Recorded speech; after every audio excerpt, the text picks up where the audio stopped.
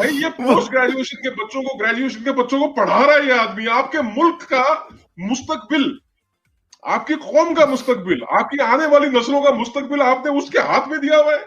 नहीं, रेडबुल के हाथ में, रेडबुल के हाथ असल में में पता है मतलब मसला ये है कि मतलब मसला ये है कि आपकी तालीम के अंदर भी क्वालिटी नहीं है, आपकी तरबियत के अंदर भी क्वालिटी नहीं है। माफ करना मेरे को, और कमर को मेरी तरफ से कहना कि रमनीक मान ने तुम्हारे को एक बार और जय हिंद बोला है। जय हिंद नहीं, जय हिंद में भी कहते तो मैं पाकिस्तान जिंदाबाद के तो मैं जय हिंद भी कह सकता हूँ, उसमें कोई वो कुछ तो कमी क्या नहीं है है यार ये, मतलब आप बताओ ना, आपके एजुकेशन स्टैंडर्ड्स क्या है आपके मुल्क के? लेकिन मैं बताऊं, होता ये है कि पॉइंट ऑफ व्यू उनका पॉइंट ऑफ व्यू जवाब है, मैं तो इस बात पे हैरान हूँ। दीजिए आप, मैं सुनना चाहता हूँ आपका जवाब। मैं उसके ऊपर इसलिए बात नहीं करूंगा क्योंकि वो खुद है नहीं, अगर वो हमारे साथ बैठे होते तो ज्यादा बेहतर होता। और वो ये नहीं, अभी तो पता नहीं क्योंकि मेरी बात उनसे नहीं हुई, तो आई डोंट थिंक सो कि अभी वो मतलब किस वो उसमें होंगे, क्योंकि 10 बज रहे हैं यहाँ पर, तो मुझे नहीं पता। लेकिन किसी दिन मैं बैठाऊंगा तो मैं इसलिए इस बात पे बात नहीं करूंगा। उसकी वजह ये 10 बजे के बाद नहीं, मेरा मतलब ये है मेरे कहने का मतलब ये कि मैंने उनको बताया नहीं है। शायद बता देता तो मैं भी कि वो आ जाते, लेकिन किसी दिन हम ये इसके ऊपर ना उनके साथ जो आप जो डॉक्टर कमर चीमा साहब कहते हैं, वैसे वो सिर्फ कमर चीमा साहब लिखते हैं, तो उनके साथ एक डिबेट करेंगे, एक डिबेट करेंगे, और आपकी और उनकी, क्योंकि उनके बिहाफ पे मैं अगर बात करूंगा तो वो गलत हो जाएगी ना। हम उनसे डायरेक्ट पूछेंगे कि सर, क्योंकि वो यूनिवर्सिटीज में पढ़ाते हैं, मैंने मतलब 2 यूनिवर्सिटीज में मतलब एक यूनिवर्सिटी में तो मैं किसी प्रोजेक्ट में काम कर रहा था, तो मैं वहां मिला उनसे, यूनिवर्सिटीज में पढ़ाते और दूसरी यूनिवर्सिटी जहां पे अभी वो है मेरे ख्याल में, क्योंकि मेरी कुछ दिन पहले बात हुई थी, तो कह रहे कि मैं वो दूसरी नेशनल यूनिवर्सिटी में पढ़ा रहा हूँ, तो वहां का मुझे नहीं पता, लेकिन वहां पे भी पढ़ा रहे हैं, क्योंकि पढ़ाते हैं, फिरते रहते हैं, एकेडमी से उनका ताल्लुक है। अच्छा, एक बात हम कर रहे थे एक्सट्रीमिज्म की।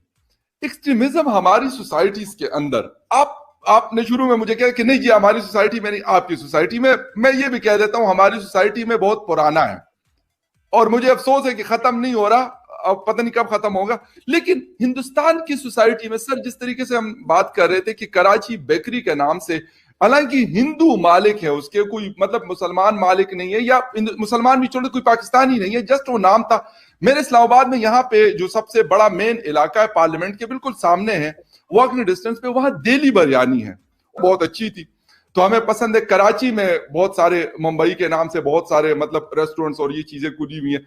अगर कल को पाकिस्तानी, क्योंकि पागलों की सर कमी नहीं है, यहाँ पर भी है अल्हम्दुलिल्लाह बहुत ज्यादा है, तो कल को उठे कि ब्लू एरिया पहुंचे और कहें कि यार ये दिल्ली नाम तो ये हिंदुस्तान का है, मोदी जी वहां के प्राइम मिनिस्टर हैं, और इसको आप बंद कर दें या इसका नाम तब्दील कर दें, ये चीजें हम क्यों कर रहे हैं? और बड़े पढ़े लिखे लोग हैं, आई एम सॉरी मतलब से कि इसके साथ मतलब पढ़े लिखे लोग हैं, कोई आम लोग नहीं है, अच्छे खासे पढ़े लिखे लोग हैं। इसका ब्लास्फेमी से क्या लेना देना है? सर ब्लास्फेमी नहीं है, एक्सट्रीमिज्म और ब्लास्फेमी हम दोनों को मिक्स करके यूज कर रहे होते हैं, ये इशू, लॉ अलग है वो। जी प्लीज, मैं आपको कोरिलेशन जो इसमें नहीं बनता वो पहले बताता हूं। जी प्लीज। देखिए फकर भाई, क्या है कि एक्सट्रीमिज्म आपके मुल्क में है रिलीजियस एक्सट्रीमिज्म। जी बिल्कुल सही। और लाइफ सेंटेंस और डेथ पेनल्टी और जाने क्या क्या उसके अंदर प्रोविजंस है। पर जो सबसे ज्यादा डिस्टर्बिंग चीज है फकर भाई, वो ये है कि before the court can even convict, तो वो पब्लिक ट्रायल और पब्लिक असैसिनेशन किलिंग हो जाती है वहां पे। अब दूसरी बात, आपने जो आपके मुल्क के एक सियासतदान हैं, उनके आपने संदर्भ में बात करी कि किस प्रकार से उन्होंने हमारी एक देवी को लेके उन्होंने इस प्रकार की एक हरकत करी है, तो वो कहीं ना साहब आपके जो मुआशरे की एक मानसिकता, एक सोच है ना, उसको भी रिफ्लेक्ट करता है। कारण उसका ये कि अगर आप भारत की बात करें तो हमारे यहाँ जी एक मंत्र है, एक बात कही जाती है, यत्र नार्यस्तु पूज्यन्ते रमते तत्र देवता। यानी कि जिस जगह नारी की पूजा होती है, यानी कि महिला की, औरत की पूजा की जाती है, जिस जगह यत्र नारेस्तु पूजन्ते रमते तत्र देवता, की वहां देवताओं का, वहां भगवान का, वहां ईश्वर अल्लाह खुदा का वास होता है, वहीं पे रहते हैं। तो इस तरीके की चीज है। और जब भी कहीं कोई ऐसा रिलीजियस कोई ऐसा काम होता है तो वहां पे गणेश जी की पूजा भी होती है। गणेश जी की पूजा के बाद कहते हैं या देवी सर्वभूतेषु शक्ति रूपेण संस्थिता नमस्तस्यै नमस्तस्यै नमस्तस्यै नमो नमः।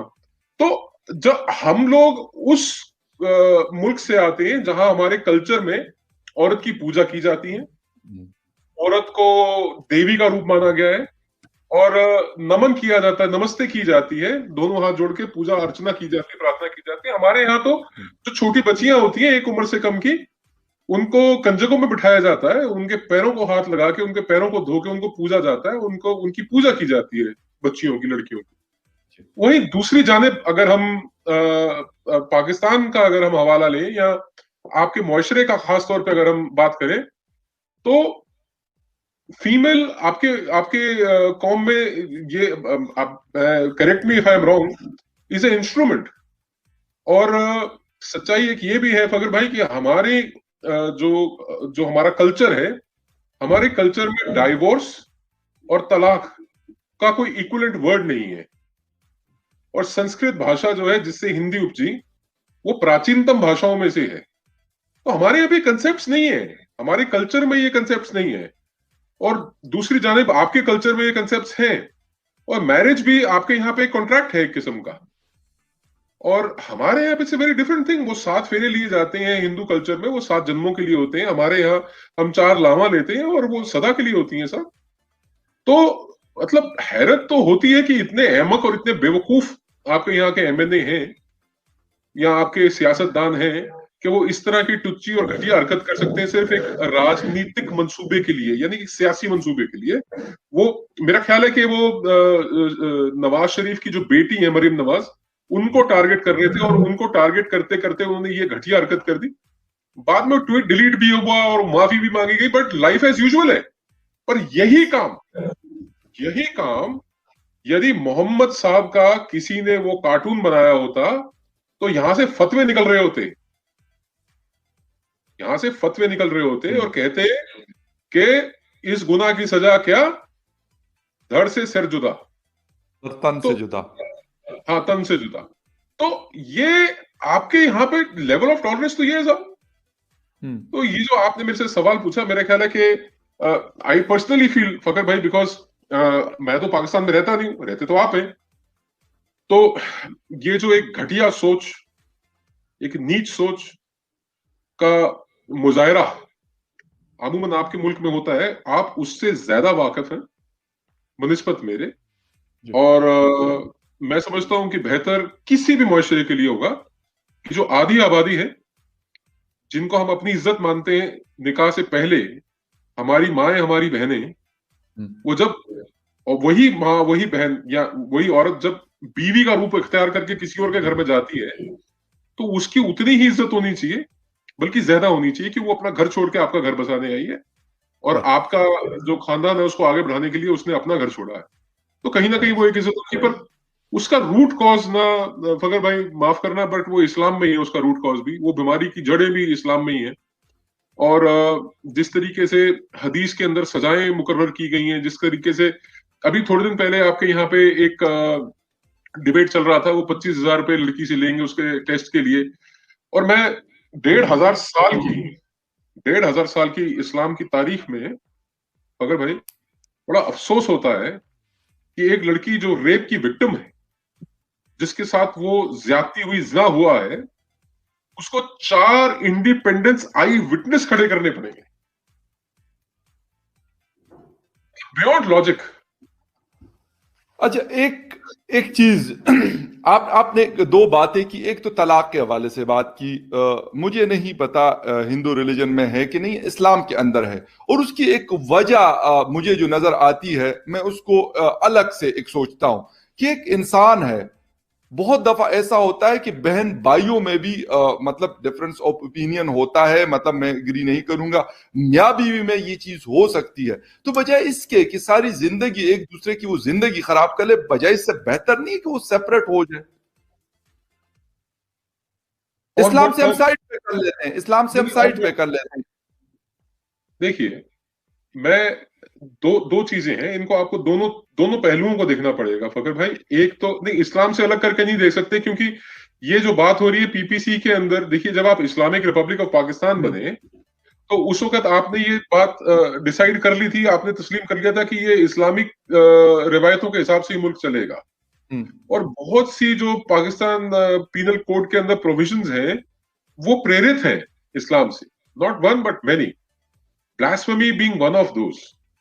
और मैं जैसे कि हमेशा कहता हूं ना, तालीम और तरबियत दोनों एक साथ चलनी चाहिए। तरबियत की कमी आपके माशरे के अंदर बहुत ज्यादा, तालीम तो खैर बहुत ज्यादा ही कम है, बहुत ज्यादा कम है, बट तरबियत भी अगर अच्छी दी जाए ना, देखिए मैं माफ करो, मैं आपको तालीम कम नहीं है, तालीम की तो तालीम में उसमें सॉरी आपको कट कर रहा हूं, लेकिन तालीम में मुझे वो हमारे उधर खेतों पे एक औरत काम करती है, मुझे वो ज्यादा पसंद है। वो कभी स्कूल नहीं गई, लेकिन अगर आप कभी उनसे मिलेंगे तो आप यकीन करें कि हैरान हो जाते हैं। मैं सैल्यूट करता हूं उस खातून को कि इतनी जबरदस्त ग्रूम्ड वो औरत है, पूरा दिन वो खेतों में काम करती है, लेकिन तालीम से नहीं होता, तरबियत वाला। मैं उसी बात पे आ रहा हूँ। Sure sure please.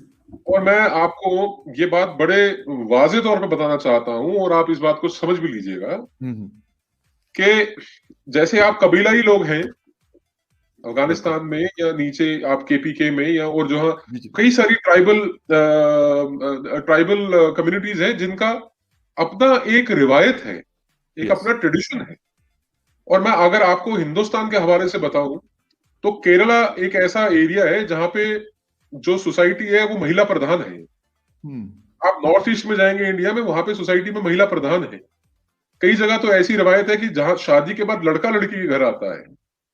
तो आप ये चीजें आपके लिए नहीं होंगी बेशक, बट मैं कहना ही चाह रहा था तालीम और तरबियत से। देखिए तालीम की कमी कहाँ है, तालीम की कमी आती है, एक बार जनरल नॉलेज का एक बार आप इवैल्यूएशन कर लेना कि जो सड़क के ऊपर चलने वाले आज के नौजवान, उनकी जनरल नॉलेज कहाँ खड़ी है। और तालीम से मैं I would want to stress on this कि जो गलत तारीख यानी कि इतिहास जो गलत पढ़ाया गया आपके मुल्क के अंदर, वो भी तालीम की कमी है। क्योंकि जैसे ही एक इंसान पाकिस्तान से बाहर निकलता है, वो अंडे से या कुएं से बाहर निकलता है, तो उसको मालूम चलता है कि बहुत सी चीजें गलत पढ़ाई गई हैं। इतिहास को, तारीख को, आपके क्या है तालीम, तरबियत क्या है, आपके हीरोज कौन है, आपके रोल मॉडल्स कौन है। आपका माशरा किन लोगों को अपना रोल मॉडल मान रहा है कि ऐसा बनना है हमने, आपने गौरी बनना, आपने गजनवी बनना, आपने औरंगजेब बनना है। ये भी एक तरबियत का हिस्सा है मेरे भाई। और जो बात मैं कह रहा था, आप जिस बात पे स्ट्रेस दे रहे थे कि ये तलाक के हवाले से, जी जी, पर तलाक किस कंडीशन पे मेरे भाई? 3 तलाक तलाक तलाक 3 बार दबा और चलो भैया निकलो यहां से, कोई बेनिफिट्स नहीं, कुछ नहीं। But there has to be, नहीं मैं बता रहा हूं साहब, हमारे हिंदुस्तान की नजर से अभी पिछले कुछ साल पहले, 2 साल पहले, मोदी जी ने 3 तलाक की रिवायत हिंदुस्तान में खत्म करी, जिसको टूथ एंड नेल कंटेस्ट किया है ये हमारा जो मुस्लिम पर्सनल लॉ बोर्ड है। और उसमें कहीं ना कहीं पाकिस्तान की भी एक एग्जांपल दी गई है कि जब इस लॉ को पाकिस्तान के अंदर फॉलो नहीं किया जाता, ट्रिपल तलाक को, तो यहां क्यों? और एक प्रोविजन आपके मजहब में, माफ किया ना, क्योंकि ये हम थोड़ा थ्रेडबियर चलेंगे, ज्यादा डिटेल में चलेंगे, मेरा ख्याल है शायद आप भी नहीं चाहते थे इतना थ्रेडबियर जाना, बट मुत्ता निकाह की बात होती है कि एक मुत्ता निकाह है, ठीक है, एक लिमिट टाइम के लिए आप उसको लीगल शेप दे रहे हैं कि हाँ आप एक जगह जा रहे हैं साहब, आप अफोर्ड कर सकते हैं, और आप वहां जाके एक मुद्दत के लिए निकाह कर रहे हैं। देखिए वो प्रोविजन है। उसके बाद कुछ इद्दत का वक्त होता है आपके। मैं क्यों, आप माफ करना, मैं क्यों कहता हूं कि पाकिस्तान जो कौम है, परवर्टेड कौम है, आप लोगों ने इन लॉज को, इन प्रोविजंस इन इस्लाम को बहुत सीरियसली ले लिया। ये अरब भी इतने सीरियसली नहीं लेते इन लॉज को जितना सीरियसली आप ले रहे हैं। अरब तो हो सकता है 2 बीवियां 3 बीवियां अफोर्ड कर सके, वो भी पहली और दूसरी और तीसरी बीवी लाने से पहले पहली बीवी की इजाजत लेनी पड़ती है। आपके यहाँ क्या रिवायत है? ही नहीं ऐसा मामला। You try to follow them जिनको आप फॉलो नहीं कर सकते। आपके रोल मॉडल्स कुछ और है साहब। चलिए मैं उस इतनी इलेबोरेट बहस में नहीं जाता, बिकॉज वो बड़ा एक आपके लिए टची सा सब्जेक्ट हो जाएगा। मेरे लिए तो हो सकता है कि ये एकेडमिक सब्जेक्ट हो, पर आप कहीं टची फीली हो जाएंगे, इसलिए इसको यहीं छोड़ देते हैं। क्योंकि फिर इस बात को लेके फिर ये भी बात जाएगी एक बहुत छोटी बच्ची से किसने निकाह किया था, और उस मैरिज को मुकम्मल कैसे किया गया, किस एज पे, और जहां पूरी दुनिया के अंदर ये एक रवायत है कि 18 years of age should be the minimum marriageable age for a girl, और इस्लाम में वो है कि वो मेच्योरिटी यानी पुबर्टी के ऊपर वो कहते हैं कि साहब अब निकाह किया जा सकता है। तो कई सारी डिस्क्रिपेंसीज हैं, अपन उसके अंदर नहीं घुसते, अपन जो आज का आपका टॉपिक है उसके ऊपर स्टिक करते हैं। अच्छा, आपने वो सही है। जानकारी- नहीं, मैं एक छोटी सी बात आपको यहाँ पे बता दूं।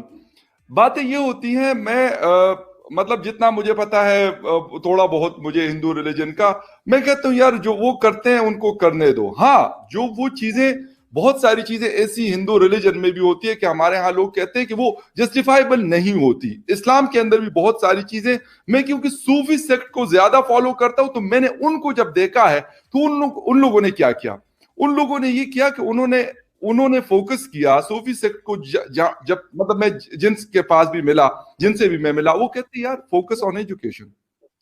जो हमारी दुनिया की एजुकेशन है, यूनिवर्सिटी में जाओ, इंजीनियर बनो, डॉक्टर बनो, फला बनो। बिलीव मी कि मैंने 10-15 साल मुझे हो गए कि मैं जाता हूं, वो फोकस यही करते हैं कि यार आप अगर एजुकेशन में होंगे तो आप दुनिया का मुकाबला कर सकते हैं। अगर आपके पास तालीम नहीं है तो आप किसी को, लेट सपोज आप अमेरिकन को जाके कहते, मैं कहता हूं तबलीग करते हैं।